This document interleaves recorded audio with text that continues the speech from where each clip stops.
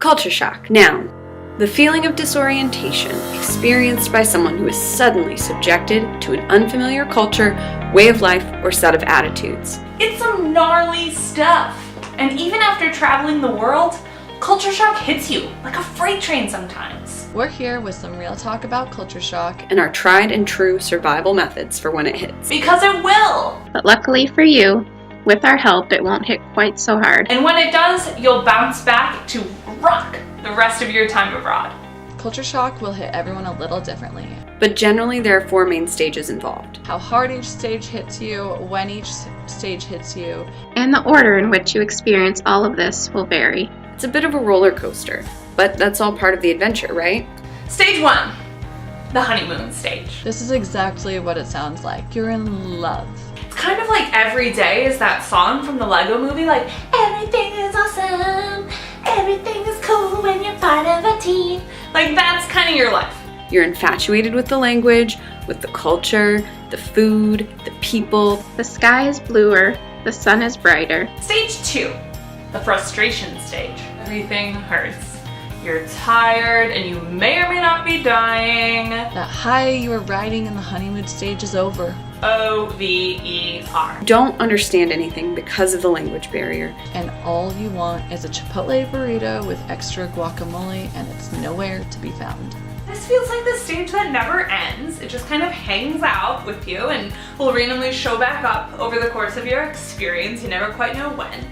This is when you might start feeling a little homesick and a lot like you're resenting your decision to go abroad, especially if you've been at this a while. 3, adjustment stage. This is just life now. Navigating public transportation is getting easier. You can actually make small talk with vendors at the fruit market. And you're starting to feel a part of the community. It's all back on the up and up. Everything's coming up you. And finally, the acceptance stage. This is life abroad. You have a routine now.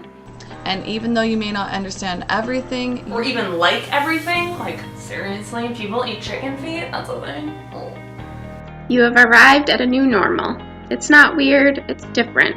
And you may even find yourself adopting some new habits and tastes. How we survived. I promise you, you will. Everyone does.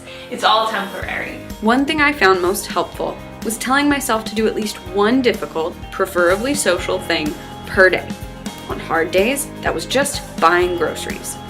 But other days, it was expat meetups or a dinner out with my coworkers. the best way to survive culture shock is to have other people who are experiencing the exact same thing. Talk to your friends in your program. Talk to your local coordinator.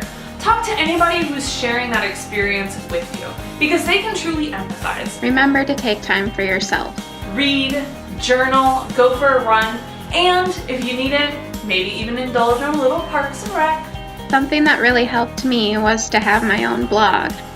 So this way I was able to keep in contact with my family. But also, disconnect sometimes to make sure that you're really present in your experience abroad.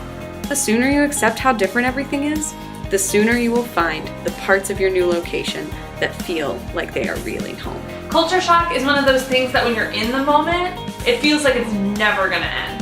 But as soon as you're out of it, you realize you've learned so much about yourself, and you really will survive, I promise. I've been through it many times. It's something you need to learn to love, and you will love it.